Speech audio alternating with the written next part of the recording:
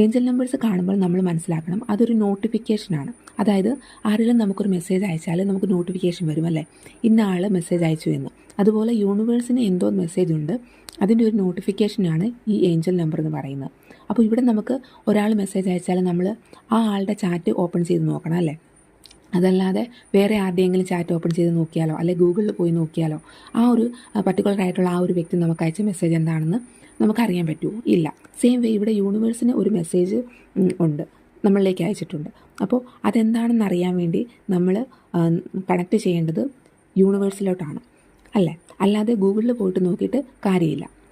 അപ്പം ഗൂഗിൾ എന്ന് പറഞ്ഞ ഒരു മാൻമെയ്ഡ് ആപ്പാണ്. അതിൽ നിന്ന് നമുക്ക് ലിമിറ്റഡ് ആയിട്ടുള്ള ഇൻഫർമേഷൻസ് ആയിരിക്കും കിട്ടുന്നുണ്ടാകുന്നത്. അതായത് അവിടെ അവൈലബിൾ ആയിട്ടുള്ള ഒരു ഇൻഫർമേഷൻ ആയിരിക്കും നമുക്ക് കിട്ടുന്നുണ്ടാവുക.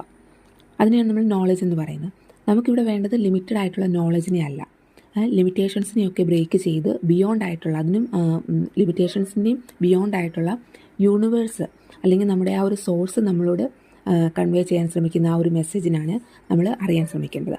അത് നമുക്ക് ഡയറക്റ്റ് ആയിട്ടുള്ളൊരു മെസ്സേജാണ്, നമ്മളിലേക്ക് വന്ന ഒരു ഡയറക്റ്റ് മെസ്സേജാണ്. അതിനെ ഇപ്പം നമ്മളിലേക്ക് അങ്ങനെ വരുമ്പോൾ നമുക്കാണ് അതിനെ ആക്സസ് ചെയ്യാൻ വേണ്ടി പറ്റുന്നത്. അപ്പോൾ അതിന് നമ്മൾ യൂണിവേഴ്സായിട്ടാണ് കണക്ട് ചെയ്യേണ്ടത്, ആ ഒരു ഹയർ സോഴ്സായിട്ടാണ് നമ്മൾ കണക്ട് ചെയ്യേണ്ടത്. അത് നമ്മുടെ ഇൻറ്റ്യൂഷൻ വഴിയാണ് നമ്മൾ കണക്ട് ചെയ്യേണ്ടത്.